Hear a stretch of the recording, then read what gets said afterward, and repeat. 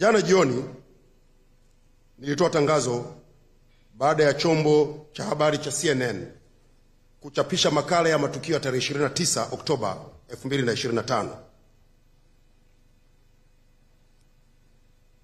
Naomba kusema yafuatayo. Kwanza, uhakiki wa maudhui yaliyomo kwenye makala ile unaendelea, lakini kama ambavyo chombo hiki kimefanya katika ripoti zake mbalimbali, kimeendelea kufanya makosa ya kiweledi na kiuadilifu katika uandishi wa habari kwa kutangaza na kuchapisha maudhui ambayo yanaegemea upande mmoja.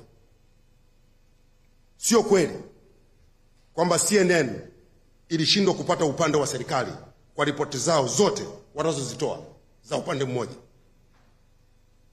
Inashangaza kuona chombo cha habari cha kimataifa kama CNN kufanya makosa makubwa ya kimaadili kama haya ambayo yamefanywa.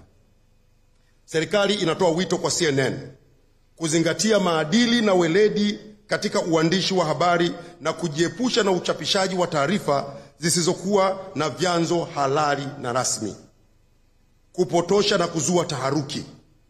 Najua mwandishi wa habari wa CNN aliandika makala hii hakuwa Tanzania, na ameandaa makala kwa kutumia picha zilizopigwa kwa simu wakati wa vurugu na bila kuwasiliana na mamlaka zinazohusika Tanzania. Amekwenda kuandaa makala ya upande mmoja. Makala ya upande mmoja. Na napenda kusema, naposema hivi, sishabikii vifo vilivyotokea. Wote sisi ni Watanzania. Wote tumesikitishwa sana na matukio yale. Hakuna anayeyashabikia. Lakini kwa nini chombo cha habari ufanye kazi ya kutengeneza maudhui ya uchochezi yanayoongeza machungu kwa wananchi, yanayoongeza hasira kwa wananchi? Kwa nini ukatumie mitandao ya kijamii kila siku kuonesha wananchi wakiwa wameuawa? Why?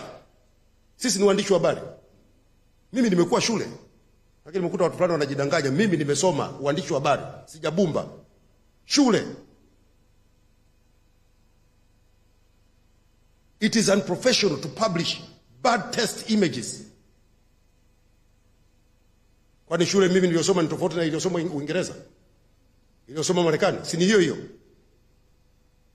It is unprofessional and unacceptable to publish bad test images. Hivi awe mwanao kila siku umembandika kwenye mtandao anavuja madamu. Why? So what? Kuna mtu anayefurahia hayo?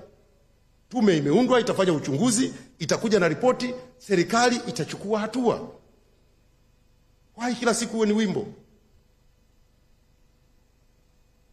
Tusingependa tufike mahali pa kuwapa majina ambayo baadhi ya waliokwaza wamewapa. Natoa wito kwa CNN waje upande wa serikali, wasikilize na wakachapishe maudhui yenye usawa, ukweli na yasiyokuwa na mgongano wa maslahi.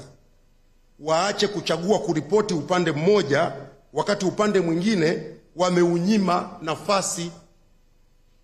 Sio sawa.